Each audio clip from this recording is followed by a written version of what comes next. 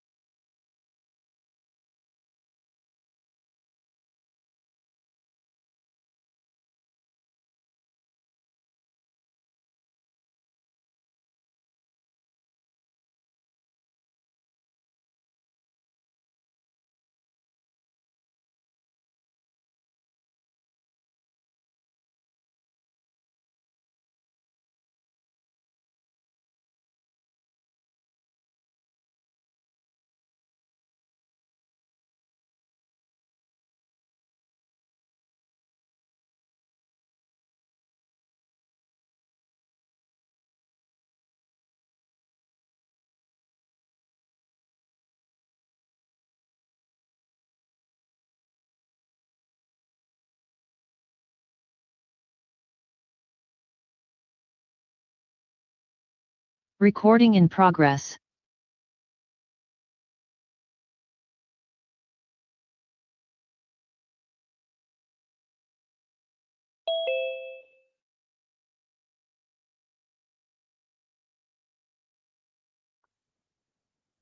All right, good morning, Council and Ms. Gillard. This is Judge Patrico. This is the pretrial conference, first pretrial conference in the case of Scofield versus Gillard, case number 22-CV-521. Who do we have on the line for plaintiff? Wendy Olson, Stoll Reeves, along with Corey Carone for plaintiff Rebecca Scofield, Your Honor. All right, good morning, Ms. Olson and Mr. Carone. And then we have Ms. Gillard representing herself pro se. Good morning, Ms. Gillard. Can you hear me okay? Good morning. Yes, I can. All right. On the line from Chambers are myself, my courtroom deputy, Ms. Pfeiffer, and also my staff attorney, Mr. Gordon. This is, like I said, the first pretrial conference. We're doing this one by Zoom. This will be in advance of a second in-person pretrial conference that's scheduled for February 23rd of 2026. Just what we'll do today is to kind of figure out where we are, discuss the trial procedures, and then talk about some miscellaneous matters. I'll note that I just saw that Ms. Gillard moments ago filed a motion to dismiss for lack of subject matter jurisdiction with a number of exhibits to it. Because of the lateness of this filing, and it appears to be discussing matters that I think I previously ruled on, at least some of those matters. I'm going to ask for plaintiff to be ready to respond in relatively short order. I'm going to have an expedited briefing schedule on this to make sure we resolve it in time for trial, and that I have enough time to do that. So I'll issue an order, or just do it by email as to what that briefing schedule will be. Ms. Olson, I mean, putting your feet to the fire a bit, but I'm hoping to get that done by early next week if we're able to put together a response. Have you received the motion? Yes, Your Honor, I was in a meeting before this, but I did see it came up on, I haven't looked at it at all. I say that it came up on ECF in my email. I haven't looked at it yet. All right. Well, why don't we put our heads together as to what a reasonable but expedited briefing schedule will be on when you are able to respond and when Ms. Gillard is able to reply and giving me enough time to resolve it before we get close to the trial date. So I'll talk to Mr. Gordon and we'll figure that out. If you have any input that you wish to make, I know this is different than the normal amount of time that you'd have to respond to a motion like this.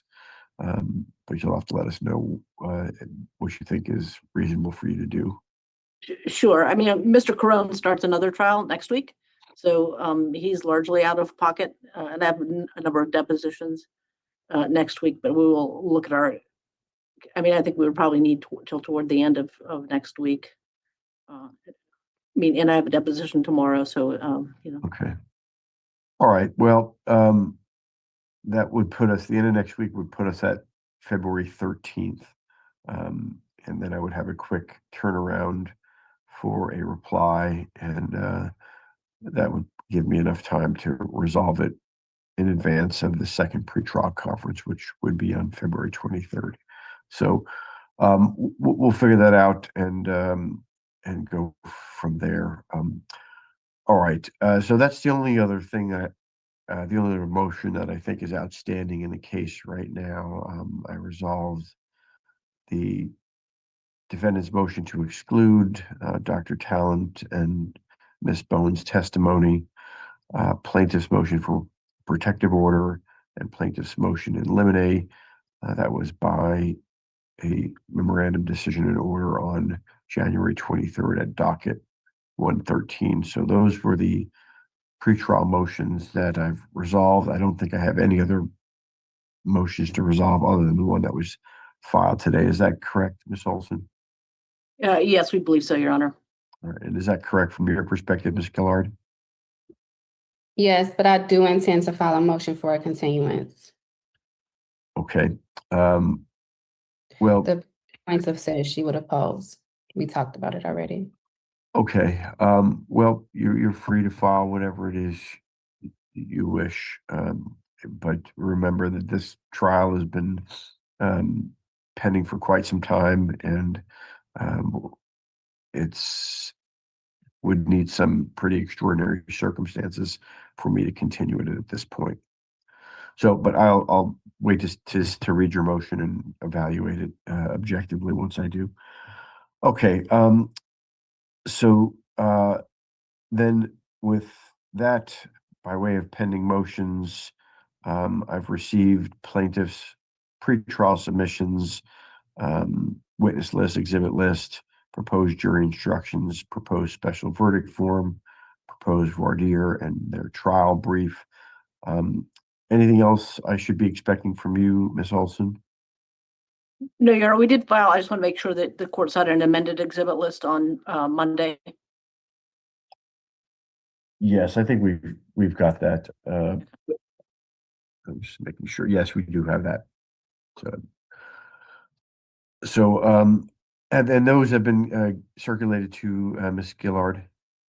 Yes, everything we filed, she should be getting through ECF, and then we've provided the exhibits. We provided them on 2 different occasions. She didn't download them until a second occasion last week when we were trying to arrange a meet and confer, but we've also emailed them to her and then overnighted them by flash drive to the address she provided in Houston.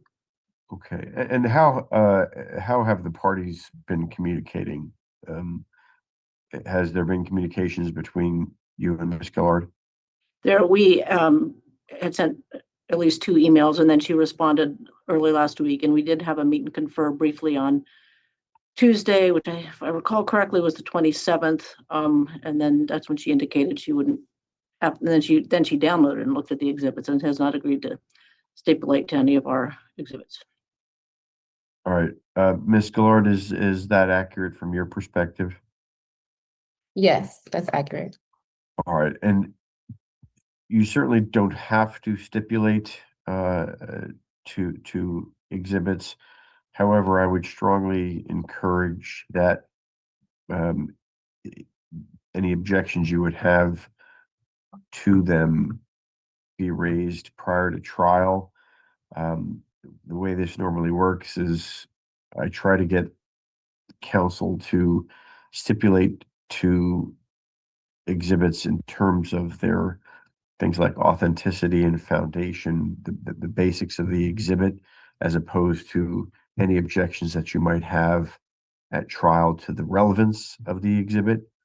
And what I mean is that you're stipulating that the other side just didn't make up the exhibit, or that it's not what it purports to be, that it's fake or anything like that, that you agree to stipulate that it's at least real, but you reserve your ability to object to its admission at trial because it's irrelevant, or there's some other reason why you don't think it ought to come into evidence at trial. That's the way it normally works in my court.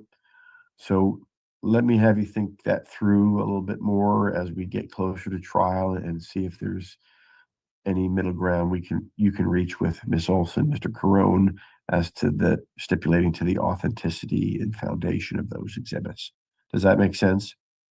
Yes, sir. Okay, and certainly, Ms. Gillard, I know this is a new area for you, and you're representing yourself pro se, so I'm going to try to help you through this and let you know how the lawyers normally handle this stuff in my courtroom. All right. I issued, I guess next is my order setting trial. Again, I asked the parties to communicate and reach agreement on as many items as possible. Ms. Olson, maybe you can update me on any possible or any agreements or objections that you all have discussed as part of that order setting trial. Well, Your Honor, the only thing we discussed was the exhibits, and Ms. Giard doesn't have any, she was not going to, stipulate to any of those exhibits, and she otherwise didn't respond to emails, so we're Okay, just in the position we're in. all right. I responded to the email. I objected to them, but now with new information, all I have to do is object to whether it's authentic or not. I have not looked at the new exhibit list that you just submitted, and also you guys just sent me a new link after you amended your exhibits. I still have to look at that. You just sent that the other day. So I'll take a look at that and respond based on the information I have today, whether or not I believe it to be authentic. Okay, and I would encourage the Ms. Olson, Mr. Carone, and Ms. Gillard to have more communications as we get closer to trial.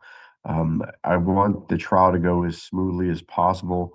It's difficult because you're a non-lawyer, Ms. Gillard, to have it go as smoothly as if you were an experienced lawyer. But I think the best way to achieve that is to have communications with Ms. Olson, Mr. Carone, and to work through some of these things before we get into court. And like I said, some of the stipulations to their exhibits, you don't have to agree that they're relevant or that they're necessarily admissible, but let's start with, that they're authentic and what they purport to be. And then if we have to, at trial, have Ms. Olson, Mr. Carone establish relevance and the other bases for admission, we'll do that. Normally what happens, though, Ms. Gillard, is that the parties are able to agree amongst themselves that the exhibit is actually admissible, even if you disagree with its content for some reason. The parties typically will agree that it's an admissible exhibit so that we don't have a fight over every single exhibit coming into evidence at trial. But again, that's certainly your prerogative. You can take that position at trial, but I would encourage you all to work together so that we don't extend the length of this trial any more than it needs to be. I haven't looked at the exhibits yet, so I don't know what their nature is. But Ms. Olson, Mr. Crone are experienced attorneys, and I'm quite sure that they've put together an exhibit list, an amended exhibit list that contains mostly admissible exhibits.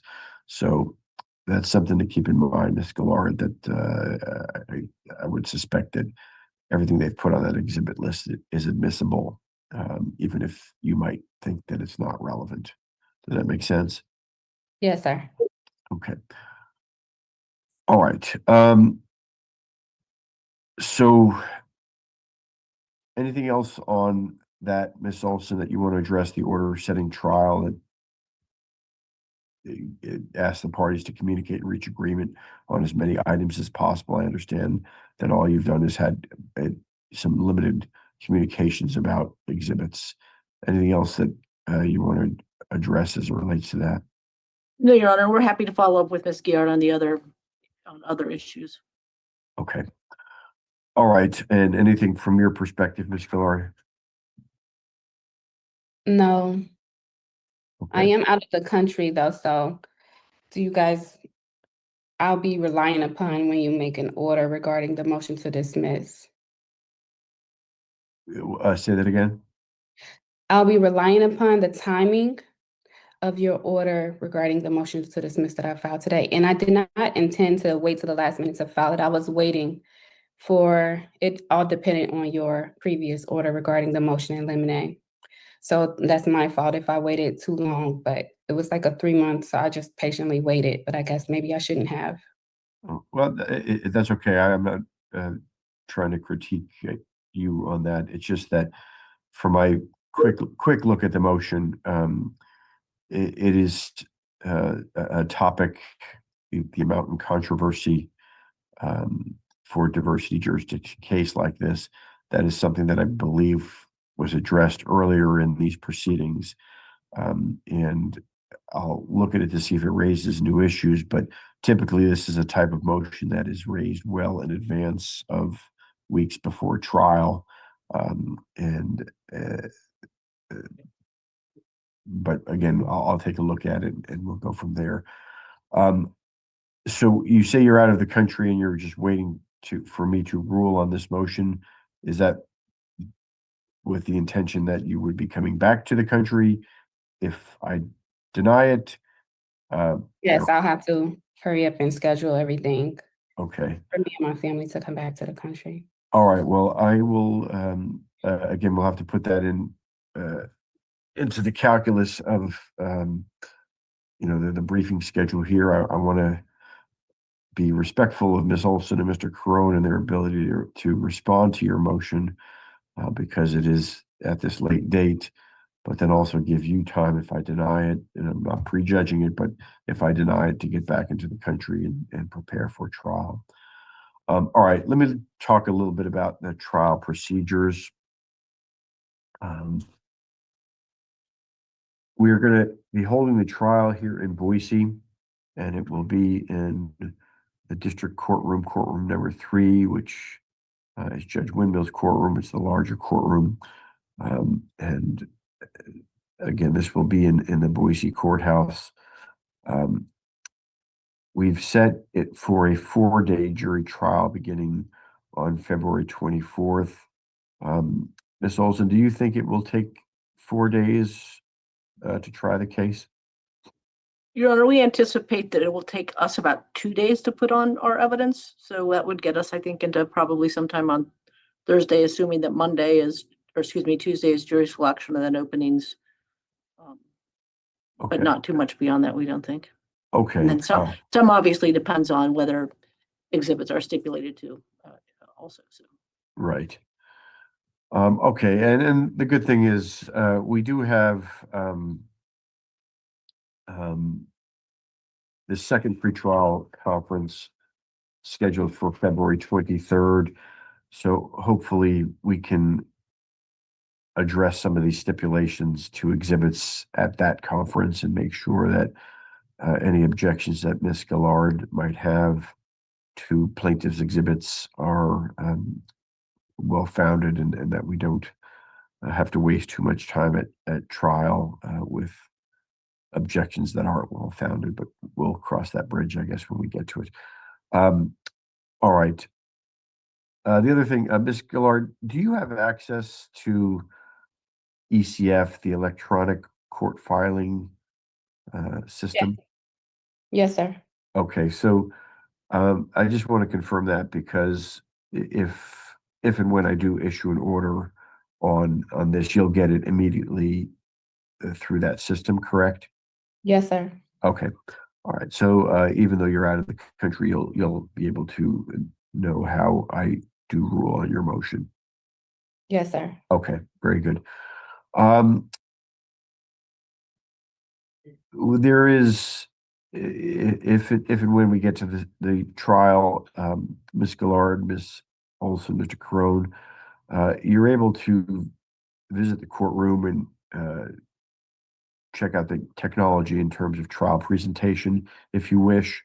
If you do wish to come to the courtroom to do that, please contact Ms. Pfeiffer, my courtroom deputy, by email or telephone. Her telephone number is 208-334-9023. And I believe you all have her email. So she can help arrange a meeting in the courtroom if you wish to use some of the trial presentation technology there. I have summoned a jury panel of 30 jurors, a little bit more than I normally do, but we've had some issues here in the district with getting enough jurors on the panel to pick a jury. So I have 30 jurors coming in for that day. Approximately 7 days before trial, you will receive that juror list so that you'll be able to see who the prospective jurors are on the panel. I'll advise the parties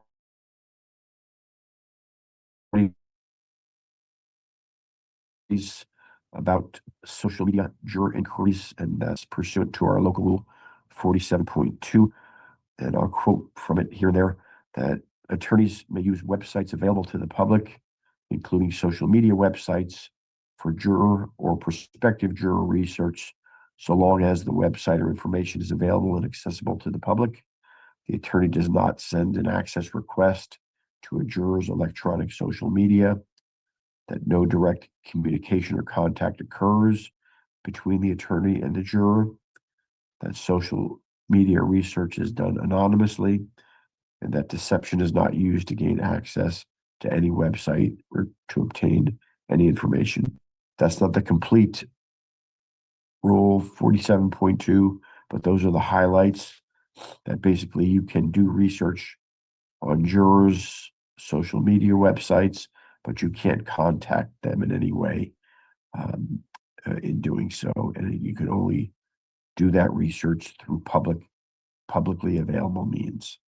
Does that make sense, Ms. Gillard? Yes, sir. And Ms. Olson and Mr. Corona are familiar with that. Yes, Your Honor. All right. Next, voir dire, and this is Federal Rule of Civil Procedure 47. I will give a pre-voir dire welcome to the prospective jurors. The jurors will be sworn. We will put 14 jurors in the jury box and ask them some of the questions that go to their ability to be fair and impartial, and whether there's any issues for cause that might exclude them. There'll be juror questionnaire printouts that are located on the back of each juror's sheet with their juror number. And then I will conduct a very general examination of the jury pool that will supplement their questionnaire. Basically, questions about whether they have knowledge of the parties or the witnesses in this case. And then I will give it over to the parties for approximately 20 to 30 minutes on each side, where you can ask questions to the jurors that go to their fairness, their ability to be fair and impartial. And during that time, you may raise challenges for cause to exclude a particular juror with me up at the bench. As it relates to jury selection, we are going to have 8 jurors in the case. Each side will receive 3 peremptory challenges. We go by the struck jury system. That's local civil rule 47.1. What that means is that we put in the jury box 14 jurors, numbers 1 through 14 to begin.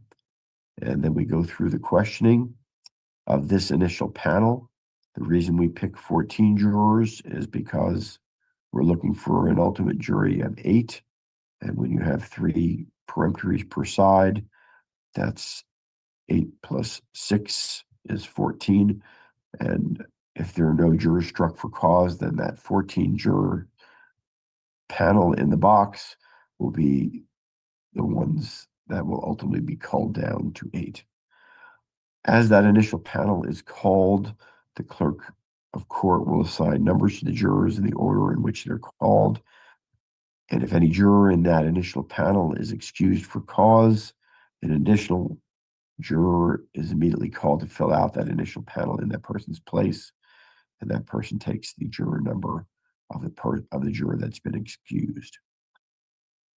Once that initial panel is qualified, the parties then exercise their peremptory challenges secretly and alternately, with the plaintiff exercising the first challenge. And the way that works, Ms. Gillard, and I know Ms. Olson's familiar with this, is again, once we go through the voir dire process and then any jurors are excluded from that 14 for cause and replaced, and then we come up with that final panel of 14, then each side gets to exercise the peremptory challenges one by one. We start with the plaintiff, and the plaintiff will anonymously pull one of the jurors' numbers and request that that person be struck. The juror will not know which side struck them. They'll just be struck from the ultimate jury, and we'll go back and forth until those 6 peremptories are all exercised or waived, and then we will finally come up with an 8-person jury. The others will be excused. All 8 of the jurors that are selected will deliberate on the verdict. And so that is the way that works. Do you have any questions about that, Ms. Gillard? No, sir. Okay, and Ms. Olson, Mr. Crow, do you have any questions about that? No, Your Honor. Okay. Then just in terms of the scheduled trial days, the first day will start at 9 o'clock and go until 5, with 2 15-minute breaks and 1 hour for lunch. But then beginning with the second day, I have my normal trial day, which is an earlier start at 8:30, and then we'll go only until 3 o'clock with 2 20-minute recesses, but no lunch hour. I do that because jurors' attention span tends to wane later in the day, and a 1 hour lunch period I don't think is really really amenable to jury attention. So we'll go 8:30 to 3 o'clock on their subsequent days. The first day we'll have jury selection that usually takes a few hours, and then openings will probably be an hour or so, and then about 2 or 3 hours of presentation of evidence on that first day. Any questions about that, Ms. Gillard? No, sir.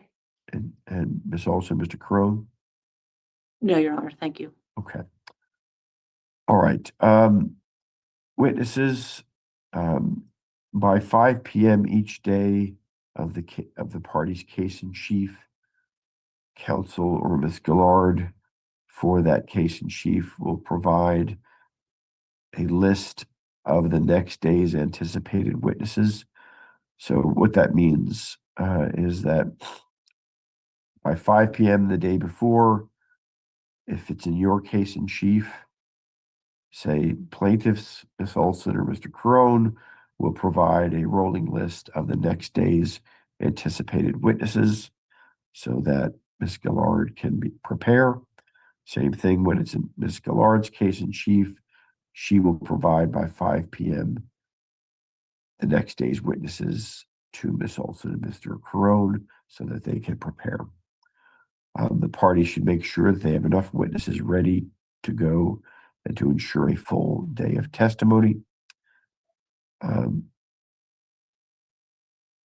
Does anyone have any questions about that? Ms. Gillard? No, sir. Ms. Olson, Mr. Carone?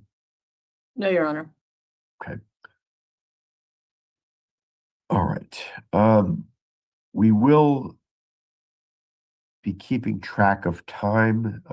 Mr. Gordon does this for me. We've basically, we have a 50-50 division of time, and we want to make sure that both sides have the same amount of trial presentation. That time includes opening statement, direct, cross, unsuccessful objections, and closing argument.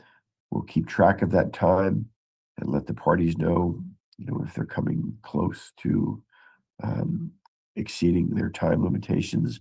We've based that on a 4-day trial. And as Ms. Olson has said, she'll probably take about 2 days for her case in chief. I don't know how long Ms. Gillard will have for her case in chief, but we'll try to keep track and make sure that the time is roughly divided in half. Okay. We typically do, at the party's request under Federal Rule of Evidence 605, order that witnesses be excluded so that they cannot hear other witnesses' testimony. What that means, Ms. Gillard, is that prospective witnesses in the case can't sit in the courtroom and listen to other witnesses. The only exception to that is that a party, that being Ms. Scofield and you, certainly may be present in the courtroom the entire time. So if there's no objection, I would likely order witnesses to be excluded under Federal Rule 605. Any questions about that, Ms. Gillard? No, sir. Ms. Olson, Mr. Crone? No, Your Honor, we think that's probably appropriate. Okay, thank you. All right. Another thing, I do not permit speaking objections. And what that means, Ms. Gillard, is that if you object to something that's being testified to or something that's an exhibit that is being introduced, I don't want a long explanation of why what is being testified to or what is being introduced is inadmissible or wrong. I just want a quick 1 to 3 word objection, irrelevant, objection, hearsay. I don't want a long speaking objection. Does that make sense, Ms. Gillard? Yes, sir. Okay. And I know Ms. Olson and Mr. Carone are familiar with that. If the parties are able, if there are objections that you can foresee for either testimony or exhibits that are going to be introduced, raise those during the breaks so that I can have some foreknowledge of that and can address them during the breaks and outside the presence of the jury. That is preferable to having to take the jury's time for me to address those objections and rule on them. Sidebar conferences, I generally disfavor those. Ms. Gillard, that's when the parties walk up to the bench and we talk in the presence of the jury, but so that they can't hear us. I don't like to break up the trial that way because it's jurors don't like it. They don't like to have the parties talking and not be able to hear it. But sometimes sidebars are necessary if there's something that needs to be raised and addressed outside of the jurors' hearing that needs to be addressed at that moment. So I disfavor them, but sometimes they are necessary. And then one other thing that I need to advise everybody is that I will sustain objections to cumulative evidence, meaning if this evidence has been presented by another witness in another form and there's a cumulative amount of it, I will sustain objections to that. All right. Probably this is something I don't need to advise Ms. Olson or Mr. Carone, but Ms. Gillard, you need to avoid juror contact at all times. And this is any kind of juror contact, whether it's in the elevator or walking into the courthouse. However, it may be that you might come in contact with jurors since you are a party to the case. You are not to have any contact with jurors. So I advise you of that as I do Ms. Olson and Mr. Carone. Jury instructions. I'll conduct an informal off-the-record jury instruction conference after we begin the trial. We'll just talk about some of the jury instructions and if there are any differences between the parties. I'll try to resolve those differences informally. And then any remaining objections as we get closer to the end of the trial, we'll have a formal jury instruction conference that'll be on the record where the parties can make any remaining objections on the record. Any questions about that, Ms. Gillard? No, sir. Okay, Ms. Olson, Mr. Crone? No, Your Honor. Okay, the verdict in the case. So again, this trial is only about damages. So any verdict is not going to be going to liability per se, but only to damages. Federal Rule of Civil Procedure 48B states that unless parties stipulate otherwise, the verdict must be unanimous. It must be returned by a jury of at least 6 members. Ms. Olson, Mr. Carone, have you thought about whether you would prefer a non-unanimous verdict? Your Honor, we haven't addressed that with our client yet, but we can certainly be prepared to address that either early if the court would like or at the in-person conference on the 23rd of February. Okay, there's no rush with that, but I just point counsel and Ms. Ballard to Rule 48B that the verdict must be unanimous unless the parties stipulate otherwise. So both sides would have to agree to a non-unanimous verdict. I don't agree with that.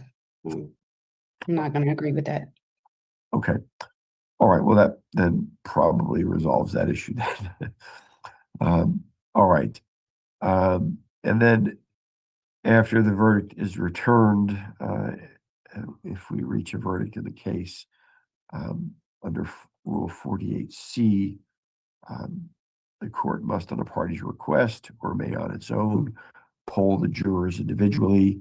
I typically will do that on my own, so I don't need the parties to ask that. And what that means, Ms. Gillard, is that I will ask each of the jurors individually if whatever verdict they returned is their personal verdict in the case, just to make sure that none of the jurors inaccurately is represented to have gone along with the verdict. Okay, then any just miscellaneous issues to address. This case might have some media attention, so be cognizant of that. I don't want the parties to be, during the case, discussing anything with the media while the trial is going on.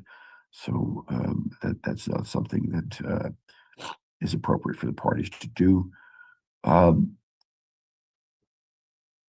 don't know if there's anything else, Ms. Olson, that you think we need to discuss, any other miscellaneous matters. Not from the perspectives of Professor Scofield, Your Honor. Okay.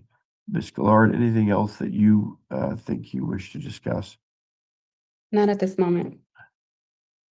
Okay. Well, that's all I had sort of on my checklist of things to talk about this morning.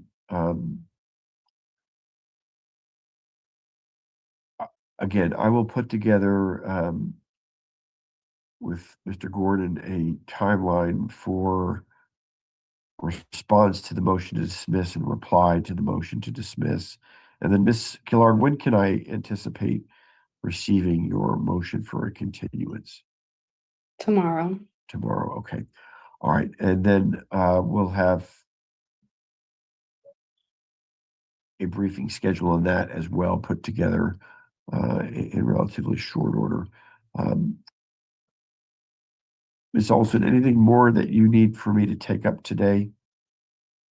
No, Your Honor. All right, Ms. Gillard. No, sir. All right. Well, good to speak with everybody. We'll again have this in-person pre-trial conference on February 23rd, 2026, if I don't grant Ms. Gillard's motion to dismiss or motion for continuance.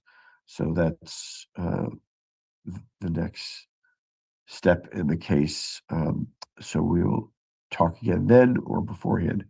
Your Honor, there's one, Mr. Carone has reminded me, and I apologize for having missed it. We have some witnesses on our list who are in Moscow with the University of Idaho. Essentially, one is essentially a records custodian and one is a dean there, and we would inquire whether or not those persons would be allowed to testify remotely by Zoom or another such platform. Okay. Let me think about that for a bit, and we'll get back to you on that. So one is just a records custodian, and then a dean. What's the purpose of that dean's testimony? The dean, Your Honor, is an individual that Professor Scofield contacted immediately after she learned about the TikToks, and he will testify about her state of mind at the time, and then the ongoing impact on her over the period of time that the TikToks were being posted, and that we submit is relevant to her non-economic damages. Okay. And that person is unable to travel to Boise for the trial? Now, I think they could probably, I think the dean could probably travel to Boise for the trial, Your Honor. We just, one of the things, frankly, that we had not anticipated, and this being moved from, which ordinarily should have been a Coeur d'Alene trial, is the Right. additional, even though our client was amenable to doing that, we do have a little bit more travel for witnesses that we, quite frankly, had not attended to before this. I understand. My preference is, if it's going to be substantive testimony like the dean's, that would be to have that done in person with the jury. I'd like to see that person too, Sure. judge credibility, but certainly for a records custodian, that's just going to authenticate some documents or. Correct. There were some documents, some subpoenas served on the University of Idaho. We also frankly have we haven't decided for sure whether we're going to introduce the actual medical records from Gritton Medical Center, which is also in Moscow. But that would also be just a records custodian. We're seeking the authentications from them as well, but are having those people testify, or excuse me, travel seems not particularly cost effective. I certainly understand that, and I would likely try to do what I can to make that person be able to testify by Zoom or otherwise, because it's non-substantive testimony. So that's probably where I would come out with that. But let me take a look into it, and we'll get back to you on it. All right, thank you, Your Honor. I apologize for not bringing it up. No worries, no worries. That's why we do this. So, all right. Well, you all have a good rest of your day, and we'll be in touch. Either Mr. Gordon with a briefing schedule by email, and as to these two motions, and we'll look forward to Ms. Gallard's motion to continue tomorrow and address these all in enough time so the parties can prepare for trial. If they get denied or if they get granted, we won't have a trial. So at least not now. So, all right. Anything else, Ms. Olson, Mr. Crone? Not this time, Your Honor. Thank you. All right. Ms. Gillard? That's all, sir. Thank you so much. All right. With that, the court will be in recess.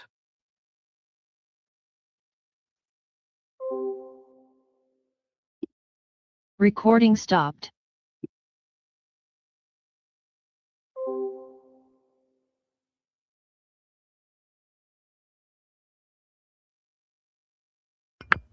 Oh boy. Oh my goodness. Wow. Okay. Hello. Oh my goodness. I can take these off now. All right. So, first of all, I hope that recorded. I've been having some technical difficulties and I'm praying that everything is working out fine. So, welcome to Legalese 123. Hello, I'm Misty K. Today is Thursday, the 5th of February. Normally, I do that in the intro, but I didn't because I had to quickly hop on. All right, so what is going on? As you see that this was the pre-trial conference in the Tik Tok Psychic civil case. Background: when the unalivings of the 4 Idaho victims in Moscow, Idaho were killed, this Tik Tok Psychic, who is on the Zoom here, had posted a whole bunch of stuff in reference to a professor, Rebecca Scofield, at the University of Idaho, and pinpointed it on her. She made a lot of defamatory claims against her. When Miss Scofield sent several cease and desist letters to her asking her to stop, that she did not. She continued to pursue this avenue and continue to say derogatory things about Miss Schofield and the victims in this case as well. So Miss Schofield said, all right, enough's enough. And so she sued her. And it happened quite quickly because the unalivings happened in November. And then I think Miss Schofield's civil suit started that January. So as you all know, Mr. Brian Koberger was the one that had pled guilty. And so he admitted to the unalivings. So therefore, Miss Schofield is not a party to that. And in fact, Miss Schofield claims she wasn't there. The police, she wasn't even in town. And the police did clear her and stated that she was not part of any of the unalivings. So what's happening? So Miss Schofield sued. She won a summary judgment that said, yep, she was defamed, and now they're going for damages.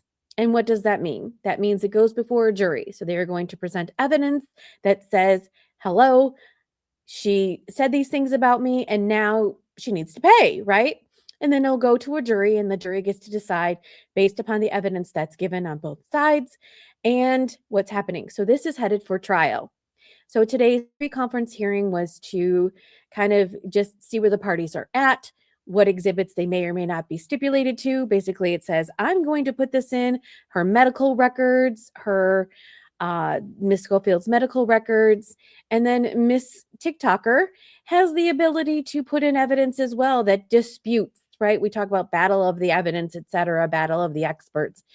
Ms. Gillard has the opportunity to present evidence in the case as long as it is relevant, right? She can't just say, here's my tarot cards and my tarot cards said this. It has to be actual evidence. And also the exhibits and the witnesses have to be qualified, right? So each side submits a witness list. They go through that. Ms. Gillard has already seen their witnesses and has filed a motion to exclude them. And she actually didn't exclude one, but she was able to state that they weren't supposed to stipulate to certain things in their testimony, which is like speculation purely. And so she did partially win that. And then the other part, the expert gets to testify. Miss TikToker, she is very intelligent. So she is representing herself. She is a pro se litigant in this, which means that she didn't hire a lawyer. She's doing it herself. And so the judge was very careful in this explanation. As you heard, he was very patient, very well giving her instructions as to how a jury should be run, what she's able to do, talking about what type of objections.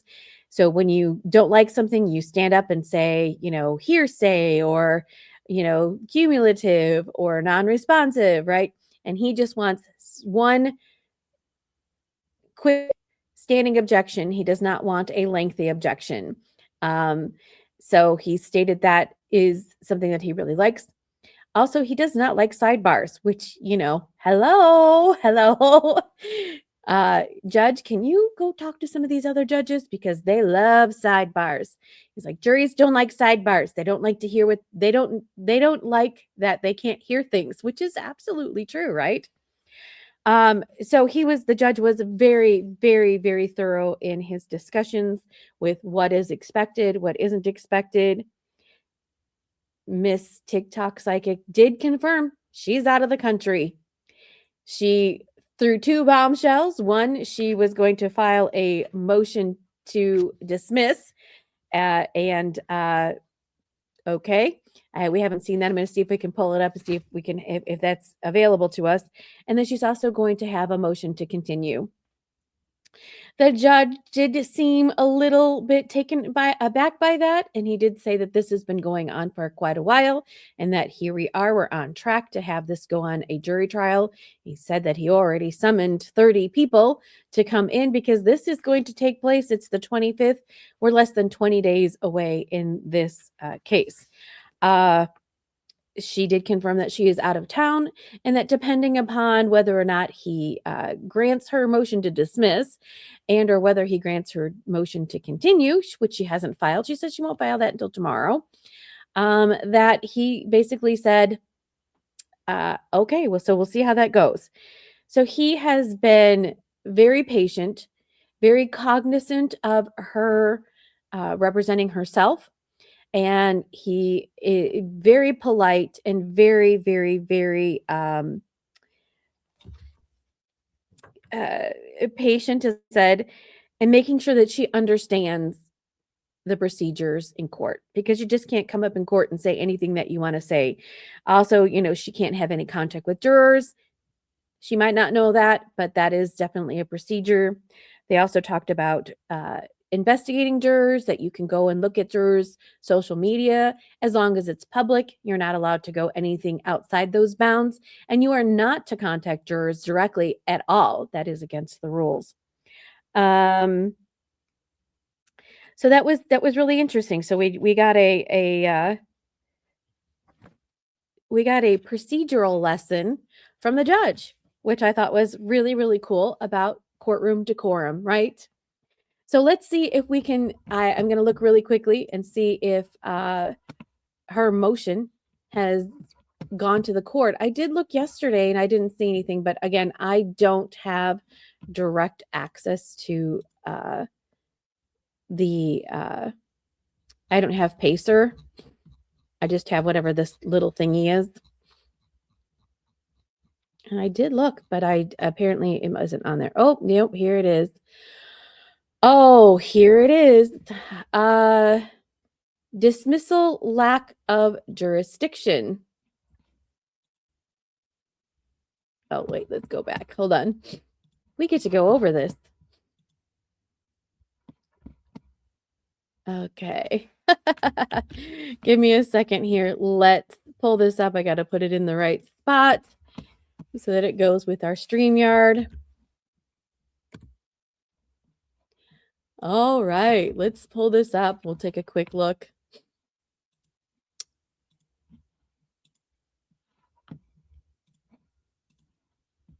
All right, here we go. I'll make it big. Okay. The defendant, Ashley Gillard, respectfully moves the court to dismiss the plaintiff's complaint for for want of subject matter jurisdiction of the federal rules. The plaintiff filed the complaint for 2 defamation claims.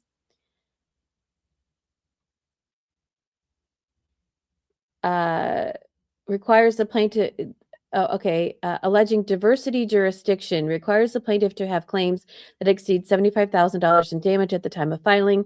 The plaintiff fails to prove that amount of controversy is more than $75,000. In fact, the plaintiff hasn't proved any damages at all.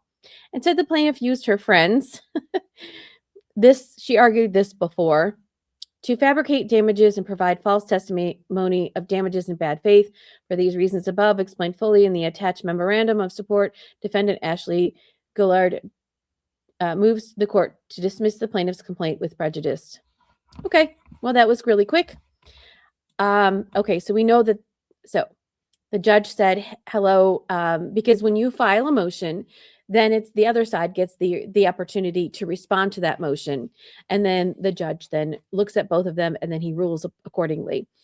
The plaintiff, Rebecca's lawyers, stated that she hadn't had an opportunity to look at that. They have other clients and they have other things, right? So they just can't drop everything and do this. But in this matter, they're going to have to, right? Because we're 20 days away. And so the judge wants this put forth because he wants this. So most judges, unless there is a definite legal reason as to why things shouldn't go forward to a jury, they put it forth to a jury. Let a jury decide. Let a jury decide. That is kind of common practice, right? She unfortunately didn't really put anything in here that was a legal reason as to why it shouldn't go forward. She just says this diversity jurisdiction. Again, it's going to be up to the jury to decide. So we'll wait and see what the plaintiff has to say, and then we'll just go from there, right?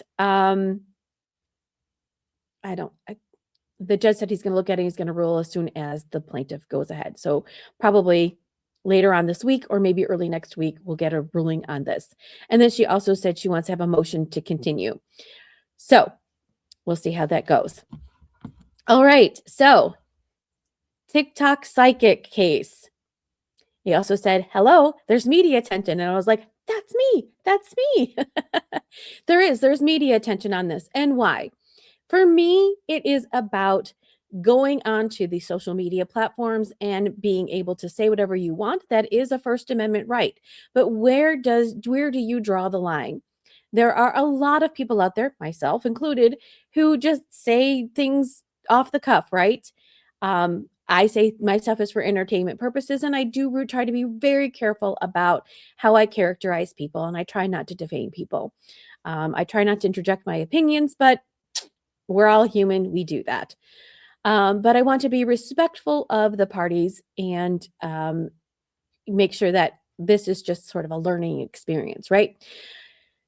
So that is why I'm trying to bring this to attention to say, hello, it's not okay for you just to go on and say things, especially about somebody saying somebody did unalive somebody else and that she is to blame for it, and you have no proof of the matter of that. You are essentially blaming somebody else for something else. And if you don't have proof of that, then you shouldn't say those things.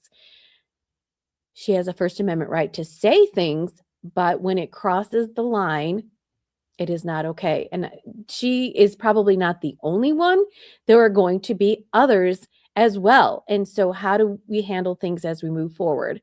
And I think that this is very serious. It's very, very serious. She is in front of a civil court. So, and it's federal. It's said civil court cases are federal. And as you see, the judge, by the way, doesn't the judge look like Chris Noth? Chris Noth was in Law and Order. Chris Noth was in Sex and the City. He was Mr. Big. He looks like him, doesn't he? So Mr. Big has now gotten his legal degree and is now a jurisprudence judge. Anyway, all right. So that's what I have for this case. I don't think I'll be able to cover it because I'm not traveling to Boise, but I will hear about it. Remember, I lived in Moscow. Moscow is a very dear, sweet place to me. And, I'm sad that this happened and just want to bring awareness to everybody that it's sad that this could happen to you too. All right, with that, we're going to head on out and make sure you like and subscribe if you want to hear more about this case or other cases that I'm following. So stay tuned because Tik Tok Psychic defamation case is heating up. Thanks for watching. Thanks for watching Legalese 123. If you like what you saw, please like and subscribe for more content.